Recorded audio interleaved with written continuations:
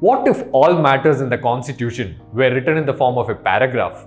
Hardly anyone would read it, and the enforceability of that Constitution would have been so difficult, right? Both articles and sections are created for the same purpose, and that is to part a big content into small divisions. Constitution is regarded as the main law of land based on which other acts originate.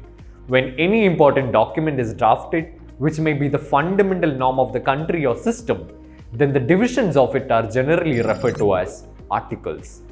For example, the Constitution of India is first divided into parts and then the parts are divided into articles.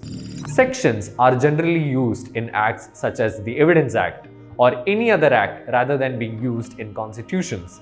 For example, Indian Contract Act 1872 is divided into 266 sections. Hey, did you find this information useful? Consider following Indic Law.